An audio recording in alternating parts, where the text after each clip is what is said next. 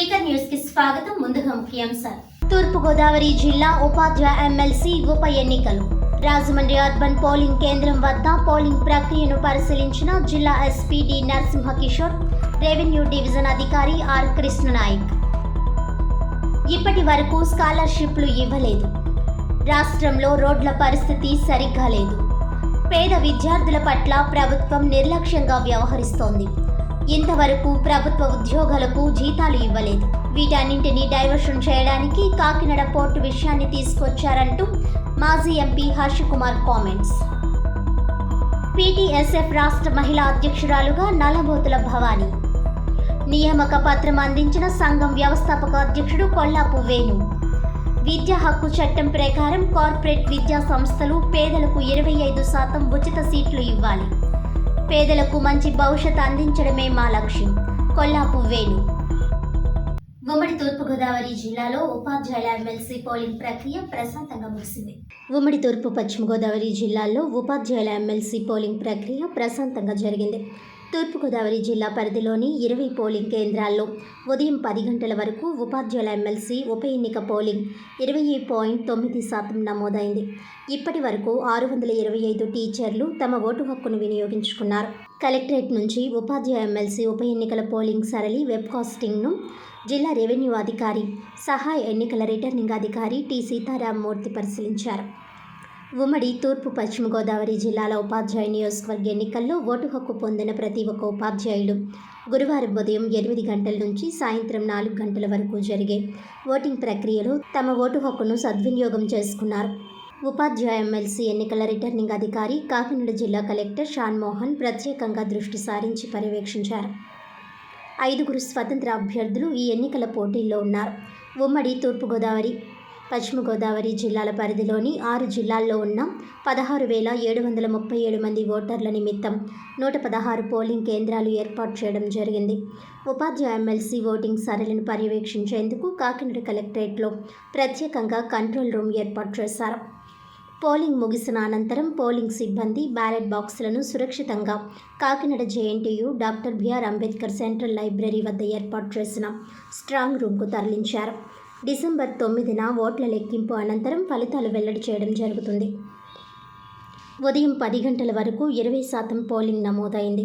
ఎక్కడా ఎటువంటి అవాంఛనీయ సంఘటనలు జరగకుండా పూర్తి బందోబస్తు ఏర్పాటు చేయడంతో పాటు కంట్రోల్ రూమ్ నుంచి నిరంతరం ఓటింగ్ సరళిని ఉన్నతాధికారులు పర్యవేక్షిస్తూ ఉన్నారు. తూర్పుగోదావరి జిల్లా ఉపాధ్యాయ ఎమ్మెల్సీ ఉప ఎన్నికలు. రాజమండ్రి అర్బన్ పోలింగ్ కేంద్రం వద్ద పోలింగ్ ప్రక్రియను పరిశీలించిన జిల్లా SP D Narasimha Kishore, revenue division అధికారి ఆర్ కృష్ణనాయకులు స్వయంగా పర్యవేక్షించారు. తూర్పుగోదావరి జిల్లా పరిధిలోని 20 పోలింగ్ కేంద్రాల్లో ఉదయం 12 గంటల వరకు ఉపాధ్యాయులు ఎమ్మెల్సీ ఉప ఎన్నిక పోలింగ్ 51.71% నమోదైంది. ఇప్పటి వరకు 1546 టీచర్లు తమ ఓటు హక్కును వినియోగించుకున్నారు.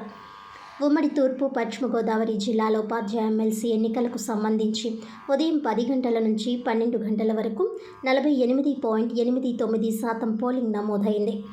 తూర్పుగోదావరి జిల్లా పరిధిలోని 20 పోలింగ్ కేంద్రాల్లో మధ్యాహ్నం 2 గంటల వరకు ఉపాధ్యాయులు ఎమ్మెల్సీ ఉప ఎన్నిక పోలింగ్ 74.28% నమోదైంది. ఇప్పటి వరకు 2221 టీచర్లు తమ ఓటు హక్కును వినియోగించుకున్నారు. ఆంధ్రప్రదేశ్లో డైవర్షన్ పాలిటిక్స్ నడుస్తున్నాయని మాజీ ఎంపీ హర్షకుమార్ విమర్శించారు. రాజమండ్రిలో మాజీ ఎంపీ జీవి హర్షకుమార్ మీడియా ప్రతినిధుల సమావేశంలో మాట్లాడారు. డైవర్షన్ పాలిటిక్స్కి కేంద్ర బిందువు ప్రతిసారి పవన్ కళ్యాణే అని ఎద్దేవా చేశారు. ప్రభుత్వం ఏర్పడి 6 నెలలయ్యింది. ఇంతవరకు ఏ సమస్య పరిష్కరించలేదు. మరోసారి అసహనం వ్యక్తం చేశారు. ఇప్పటి వరకు స్కాలర్షిప్లు ఇవ్వలేదు. రాష్ట్రంలో రోడ్ల పరిస్థితి సరిగా లేదు. పేద విద్యార్థుల పట్ల ప్రభుత్వం నిర్లక్ష్యంగా వ్యవహరిస్తోందని విరుచుకుపడ్డారు. ఇంతవరకు ప్రభుత్వ ఉద్యోగులకు జీతాలు ఇవ్వలేదు. వీటన్నింటినీ డైవర్షన్ చేయడానికి కాకినాడ పోర్టు విషయాన్ని తీసుకువచ్చారని ధ్వజమెత్తారు. కాకినాడ పోర్టులో చీమ చిటుకుమంటే అది ఏ సీఎం అయినా తెలుస్తుంది. జిల్లా ఎస్పీకి, కలెక్టర్కి కూడా తెలుసు. ఎప్పటి నుండో బియ్యాన్ని పంపిస్తారని, ఏ రైస్ను కూడా మన దేశం నుండి ఇతర దేశాలకు తరలించకూడదు. ఏ కరువు ఏర్పడినా దేశంలో నిల్వలు ప్రజలకు ఉపయోగపడతాయి. బియ్యం ఎగుమతి కాంగ్రెస్, తెలుగుదేశం, వైసీపీ, మళ్ళీ ఇప్పుడు కూటమి పాలనలో కూడా బియ్యం ఎగుమతి జరుగుతున్నాయని అన్నారు.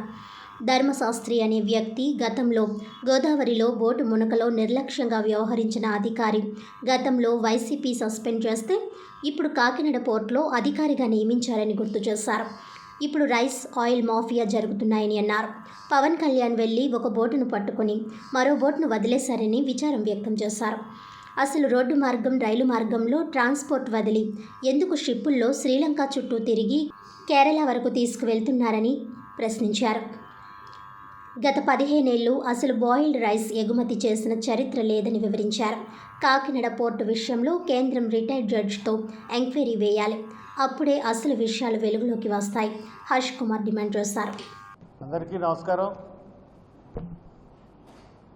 ఈ రోజున రాష్ట్రంలో డైవర్షన్ పాలిటిక్స్ అన్నవి బాగా నడుస్తూ ఉన్నాయి.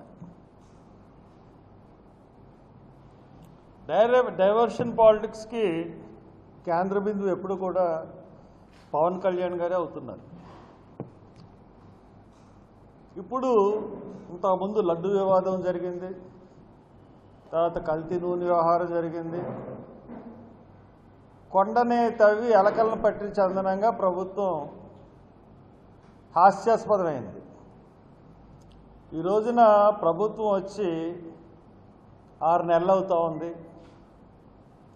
ప్రధాన సమస్యలు ఏం కూడా ప్రభుత్వం ఎటువంటి ఎటువంటి సమస్యల్ని పరిష్కరించలేదు. రోడ్ల పరిస్థితి అలాగే ఉంది.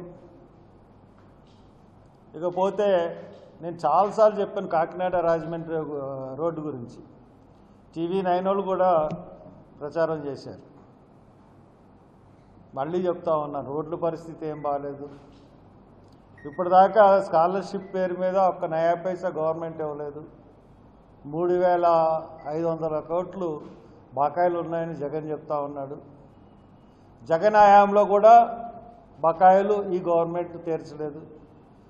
వీళ్ళిద్దరి అకౌంట్లోనే కాకుండా చంద్రబాబు నాయుడు అంతకుముందు ముఖ్యమంత్రి అయినప్పుడు కూడా బకాయిలు ఇప్పటి వరకు తీర్చలేదు. విద్యా వ్యవస్థ పట్ల, ముఖ్యంగా పేద విద్యార్థుల పట్ల ప్రభుత్వం నిర్లక్ష్యంగా వ్యవహరిస్తుంది. ఇంకా ఒక్క పెన్షన్లు తప్పితే ఈ రోజుకి కూడా గవర్నమెంట్ ఉద్యోగస్తులకి జీతాలు పడలేదు.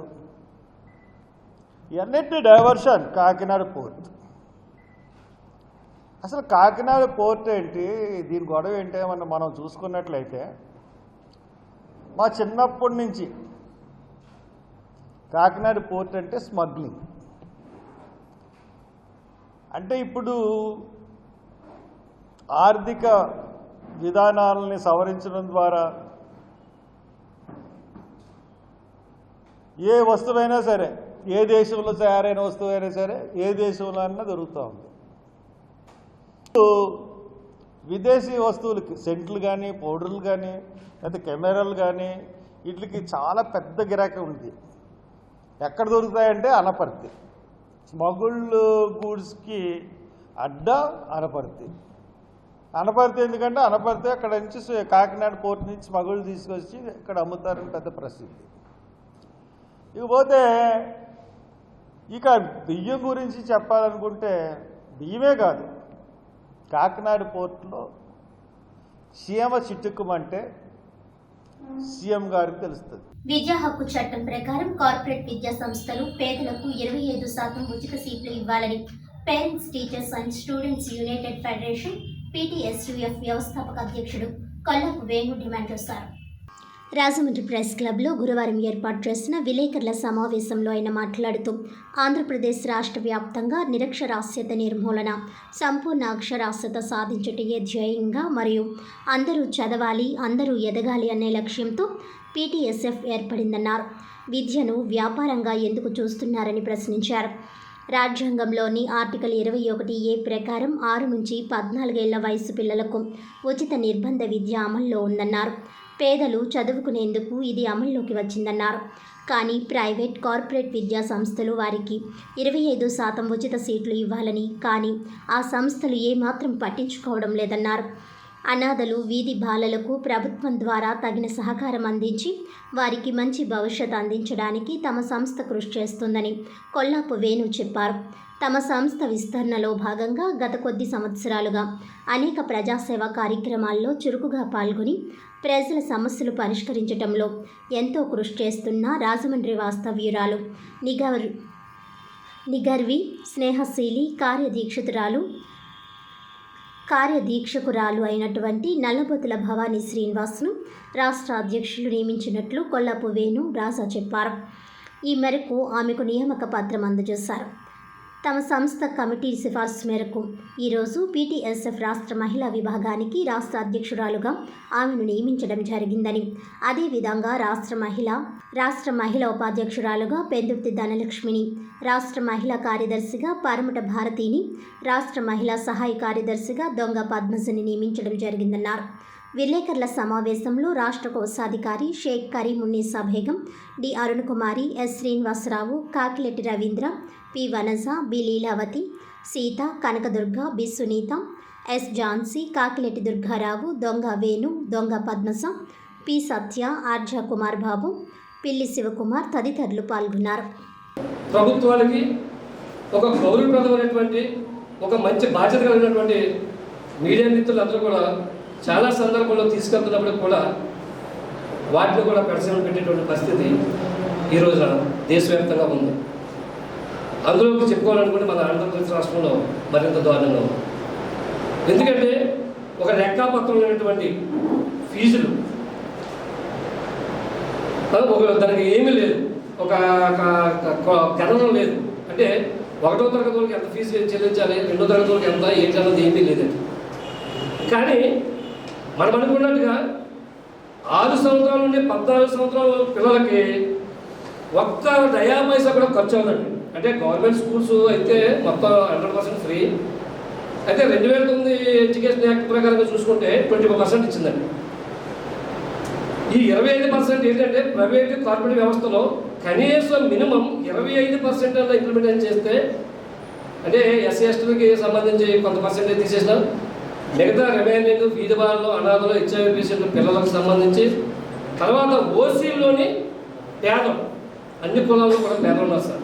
దయచేసి మీడియా మిత్రులందరూ కూడా అర్థం చేసుకుని తీసుకెళ్ళాలి ప్రజల్లోకి. అందుకు కాబట్టి ఏంటంటే ఈ యొక్క 25% ఫుల్ ఫ్లెడ్జ్డ్గా ప్రజల్లోకి వెళ్తే ఏదైతే ఫీజులు కట్టినాక సొంతుల మధ్యలో ఆపేస్తున్నారో అటువంటి దుర్భర పరిస్థితి ఉండదండి. కాబట్టి ఈ యొక్క యాక్ట్ని ఇంప్లిమెంట్ చేసిన దానిలో భాగంగా ఈ రోజున ముఖ్యంగా పేరెంట్స్, టీచర్స్ అండ్ స్టూడెంట్స్ ఉన్నటువంటి పీటీఎస్ఎఫ్ విస్తరణలో భాగంగా మొట్టమొదటిసారిగా మహిళా విభాగాన్ని ఈరోజు మేము అనౌన్స్ చేయబోతున్నాం. దగ్గరగా 7 జిల్లాల్లో ఈ యొక్క రాష్ట్రంలో కాపుల యొక్క ప్రాబల్యం ఎక్కువ ఉంది కాబట్టి ఆ కాపు వర్గానికి సంబంధించి మనం రాష్ట్ర మహిళా అధ్యక్షులు ఇవ్వడానికి మా పీటీఎస్ఎఫ్ రాష్ట్ర కమిటీ తీర్మానం చేస్తుందండి. కాబట్టి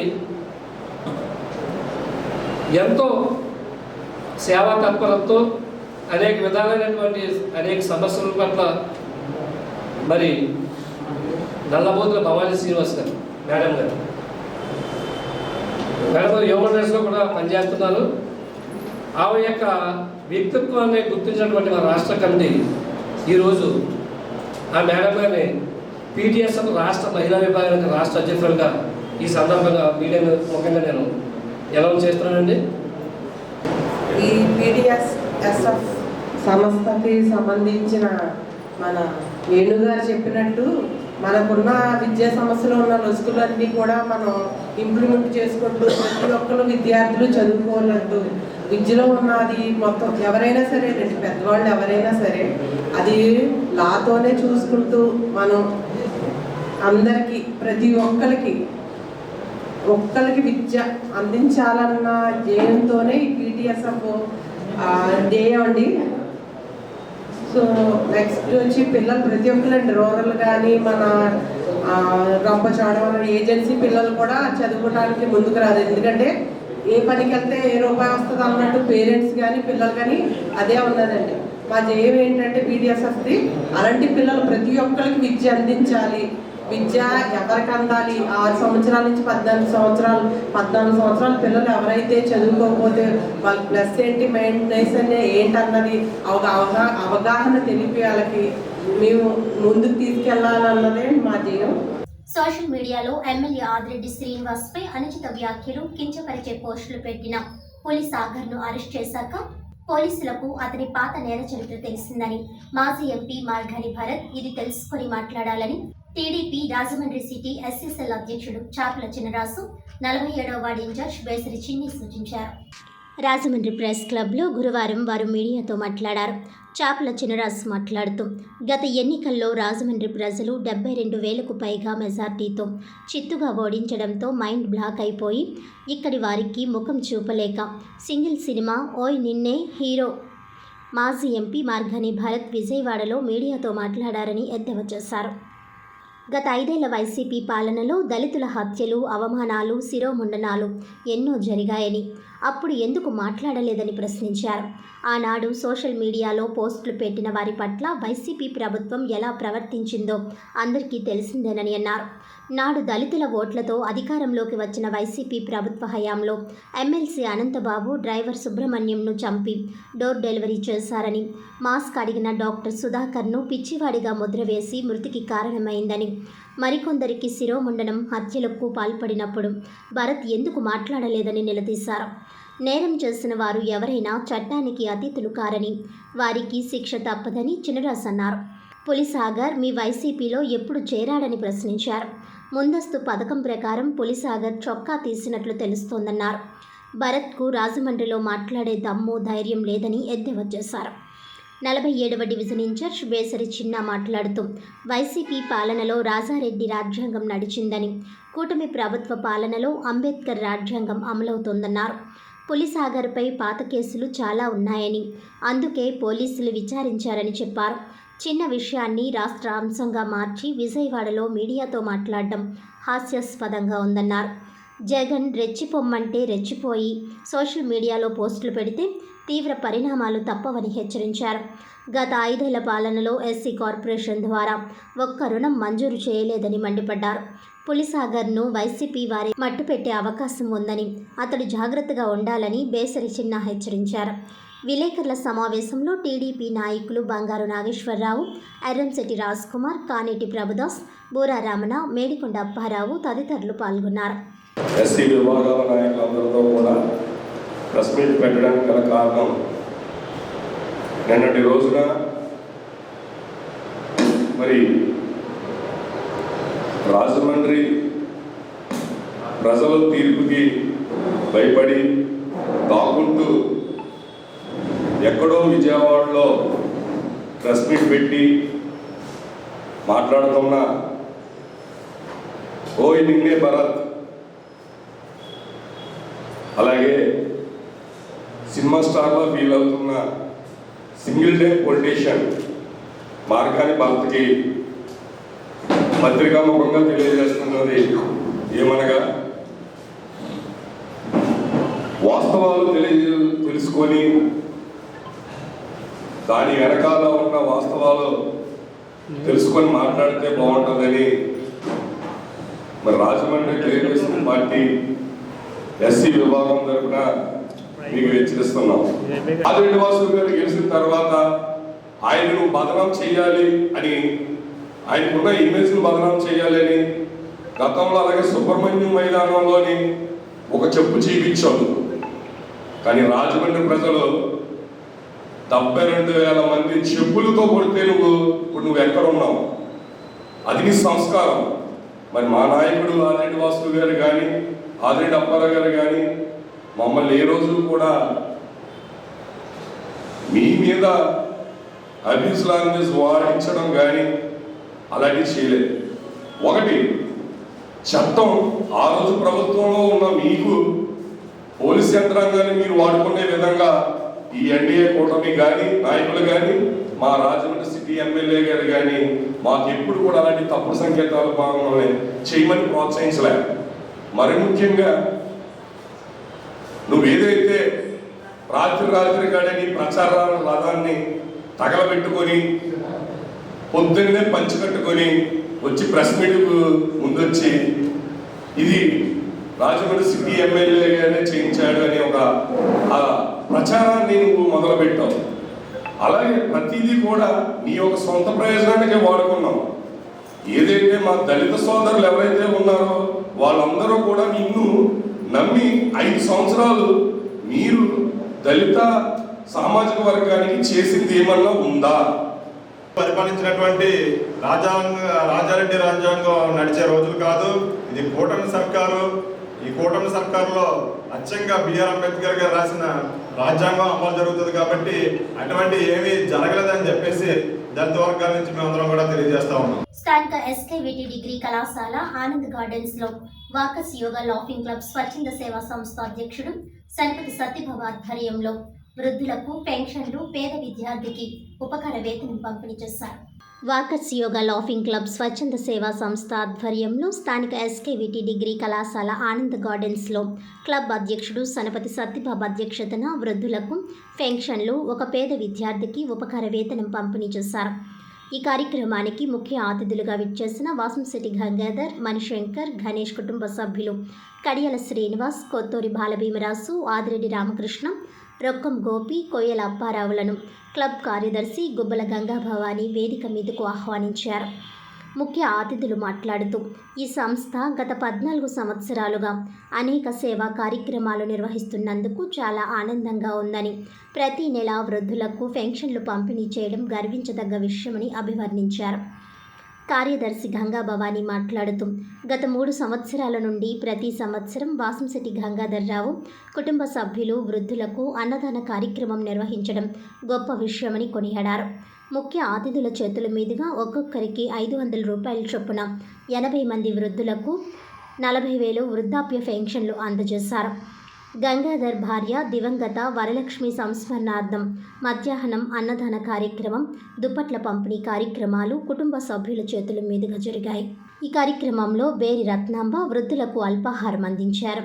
వారణాసి కామేశ్వరి హైదరాబాద్ నుంచి నిరుపేద విద్యార్థులు విద్య నిమిత్తం 15,000 రూపాయలు, ర్యాలీ ఉమామహేశ్వరరావు 5,000 రూపాయలు విద్యా నిమిత్తం అందజేశారు. ఈ కార్యక్రమంలో వ్యవస్థాపకులు మాజీ అధ్యక్షుడు దుబ్బిరెడ్డి వెంకట్రావు, బేరి రత్నాంబ, లంకే శ్రీదేవి, శీలం రామకృష్ణ, అనసూరి శ్రీనివాస్, బొల్లా సత్యబాబు తదితరులు పాల్గొన్నారు. ఈ కార్యక్రమం అంతా అధ్యక్షుడు సనపతి సత్యబాబు, కార్యదర్శి గుబ్బల గంగాభవాని ఆధ్వర్యంలో జరిగింది. ఆవిడ పేరుతోటి ఈ అన్నదాన కార్యక్రమం చేయాలని చెప్పేసి మా కుటుంబ సభ్యులందరం కూడా నిర్ణయించుకున్నాం. మరి ఇది 3వ వర్ధంతి.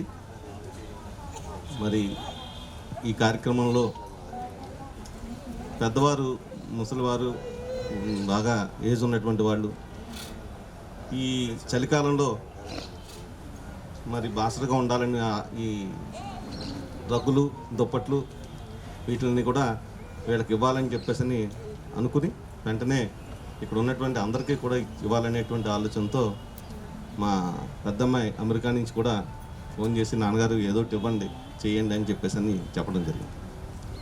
అలాగే మా అబ్బాయి, అమ్మాయి, తర్వాత కుటుంబ సభ్యులు అందరం కూడా ఈ కార్యక్రమంలో ప్రతి సంవత్సరం మాకు అవకాశం ఇవ్వండి. డిసెంబర్ 5న ఆ రోజున మాత్రం మేమే ఈ ఉన్నంత వరకు ఈ అన్నదాన కార్యక్రమం జరుపుతాం. మీ అందరికీ ప్రత్యేకమైన ధన్యవాదాలు. కొంచెం లేట్ అయినందుకు 14 సంవత్సరాలు అవుతుంది. ఈ 14 సంవత్సరాల్లో కూడా అందరూ కూడా వెన్నుదన్నుగా నిలబడి ఈ సంస్థను ఇంతవరకు తీసుకొచ్చారు. ఈ సంస్థని ఎవరు కాదు, ఏ టైంలో ప్రెసిడెంట్, సెక్రటరీ ఏ టైంలో ఉన్నా వాళ్ళందరూ కూడా దీన్ని ముందుకు తీసుకెళ్లారు. కానీ ఒక్క కరోనా టైంలో కొంచెం డల్ అయ్యింది అంతే తప్ప తర్వాత నుంచి అంతా బాగానే జరిగింది. ముఖ్యంగా దీనికి పునాది వేసిన పావర్తి గోపాలరావు గారు కానీ, వారి మిసెస్ అవనిజా మేడం గారు కానీ దీనికి ఎంతో కృషి చేశారు. ప్రపంచవ్యాప్తంగా సమాజం, పౌరుల కష్టాలు, అవసరాలు తీర్చడానికి స్వచ్ఛంద సేవా సంస్థలు చేస్తున్న కృషి వెలకట్టలేనిదని స్వర్ణాంధ్ర స్వచ్ఛంద సేవా సంస్థ నిర్వాహకులు డాక్టర్ గుబ్బల రాంబాబు అన్నారు. గురువారం స్థానిక స్వర్ణాంధ్ర వృద్ధాశ్రమ ప్రాంగణంలో జరిగిన ప్రపంచ వాలంటీర్స్ డేని ఘనంగా నిర్వహించారు. ఈ కార్యక్రమంలో ప్రముఖ స్వచ్ఛంద సేవా సంస్థ నిర్వాహకులు, స్వచ్ఛంద సేవకులు, ఆర్ఎంపీ ప్రాక్ట్ ఆర్ఎంపీ డాక్టర్స్ అసోసియేషన్ జిల్లా అధ్యక్షులు Bhalla Srinivasa Rao, helping hands admin Anoop Kumar Jain, Suresh Kumar, Hariprasad తదితరులు పాల్గొన్నారు.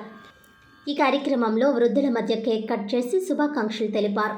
ఈ సందర్భంగా రాంబాబు మాట్లాడుతూ సమాజంలో అవసరతలో ఉన్న వారిని హక్కును చేర్చుకొని ఆదరించి కనీస అవసరాలైన భోజనం, వసతి, దుస్తులు, వైద్యం తదితర సేవలు స్వచ్ఛంద సేవా సంస్థలు ఉచిత రీతిన అందిస్తున్నాయని తెలిపారు. ప్రకృతి విపత్తులప్పుడు, పౌర సమాజం కష్టంలో ఉన్నప్పుడు స్వచ్ఛంద సేవా సంస్థలు ప్రజల పక్షాన నిలబడి వారి హక్కులు కల్పనతో పాటు ఎన్నో కష్ట నష్టాలు కూర్చి సేవలు అందిస్తున్నాయని అన్నారు. ప్రజల కోసం పనిచేస్తున్న స్వచ్ఛంద సేవా సంస్థలను ప్రభుత్వం గుర్తించి తగు ప్రోత్సాహం అందించాలని రాంబాబు కోరారు. డాక్టర్ భల్లా శ్రీనివాసరావు మాట్లాడుతూ స్వర్ణాంధ్ర స్వచ్ఛంద సేవా సంస్థ గత 2.5 దశాబ్దాలుగా బహుముఖ సేవలు అందిస్తూ స్వచ్ఛంద సేవా సంస్థలకు ఆదర్శంగా నిలిచిందన్నారు. అనూప్ కుమార్ జైన్ మాట్లాడుతూ స్వర్ణాంధ్ర సేవా సంస్థ స్ఫూర్తితో తన స్నేహితులతో కలిసి సేవా కార్యక్రమంలో పాల్గొంటున్నట్లు తెలిపారు. ఈ కార్యక్రమంలో Dhanalakshmi, G Divyakumari, Y Harikrishna, G Meerakumari, J Kondalarao తదితరులు పాల్గొన్నారు. ఈ సందర్భంగా పుష్కర్ ఘాట్ ప్రభుత్వ ఆసుపత్రి వద్ద మొబైల్ ఫ్రీ ఫుడ్ సర్వీస్తో పాటు లబ్ధిదారులకు దుస్తులను స్వర్ణాంధ్ర పక్షాన పంపిణీ చేశారు. అందరికీ నమస్కారం. ఈరోజు మనం ఇంటర్నేషనల్ వాలంటీర్స్ డే అంటే ప్రపంచ స్వచ్ఛంద సేవకుల దినోత్సవం జరుపుకుంటున్నాం. స్వచ్ఛంద సేవకులు అంటే ఎవరంటే ఏ ప్రతిఫలం ఆశించకుండా సమాజంలో ఉన్నటువంటి అవసరార్థుల తాలూకు అవసరాలు ఏదైతే గుర్తించి వారికి సేవలు అంటే ఇప్పుడు ఆకలితో ఉన్న వాళ్ళకి వాళ్ళ దగ్గరికే వెళ్ళి అన్నదానం చేయడం, అదే మనం ఇప్పుడు మొబైల్ ఫుడ్ సర్వీస్ చేస్తున్నాం. ఇది ఒక గొప్ప ఇనిషియేటివ్. రాజమండ్రిలో ఈ రాష్ట్రంలోనే చాలా పెద్ద ఇనిషియేటివ్ ఏంటంటే అన్నార్థుల వద్దకు వెళ్ళి అన్నం పంపిణీ చేయడం. ఇప్పుడు గవర్నమెంట్ జనరల్ హాస్పిటల్ దగ్గర, ప్రభుత్వ ఆసుపత్రి, అలాగే ఈ దేశంలో ప్రతి మనిషికి ఏం కావాలో తినడానికి తిండి, కట్టుకునేందుకు బట్ట, అలాగే ఉచిత వైద్యం. ఈ 3 కార్యక్రమాలను కూడా ఈ దేశంలో ఉన్న ఆల్మోస్ట్ 32 లక్షల స్వచ్ఛంద సేవా సంస్థలు ఈ దేశ ప్రజానీకం కోసం స్వచ్ఛందంగా పనిచేస్తున్నాయి. వారందరినీ మనం అర్థం చేస్తాం. నిజంగా స్వచ్ఛంద సేవా సంస్థలు లేకపోతే ప్రజలు కష్టాలు ఉన్నప్పుడు తక్షణ అవసరాలు తీరవు. ఒక ఇల్లు కాలిపోయింది, అప్పుడు ప్రభుత్వమే వచ్చి ఆ ఇంటి మీద నీళ్ళు వేసి ఆర్పాలి, ఆ కుటుంబానికి భోజనం పెట్టాలి, దుస్తులు ఇవ్వాలంటే అయ్యే పని కాదు. దానికి చాలా ప్రొసీజర్ సిస్టమ్ ఉంటుంది. అదే స్వచ్ఛంద సేవకులు అయితే మన దగ్గర ఉన్న దుప్పటి తీసి ఇచ్చేయగలం, మనం ఎవరైనా చలిలో ఉన్నారో దుప్పటి తీసి ఇచ్చేయగలం, వంట పాత్రలు కొనివ్వగలం, వాళ్ళకు భోజనం పెట్టగలం. ఇది ఈ దేశంలో అంటే భారతదేశంలోనే కాదు ప్రపంచంలోనే మొట్టమొదటి స్వచ్ఛంద సేవా సంస్థ. మనకి తెలుసుకున్నట్లయితే యంగ్ మెన్స్ క్రిస్టియన్స్ అసోసియేషన్ అని YMCA అనేది తొలి స్వచ్ఛంద సేవా సంస్థ. వార్తలను ముఖ్యాంశాలు మరోసారి. తూర్పుగోదావరి జిల్లా ఉపాధ్యాయ ఎమ్మెల్సీ ఉప ఎన్నికలు. రాజమండ్రి అర్బన్ పోలింగ్ కేంద్రం వద్ద పోలింగ్ ప్రక్రియను పరిశీలించిన జిల్లా SP D Narasimha Kishore, revenue division అధికారి ఆర్ కృష్ణనాయక్. ఇప్పటి వరకు స్కాలర్షిప్లు ఇవ్వలేదు.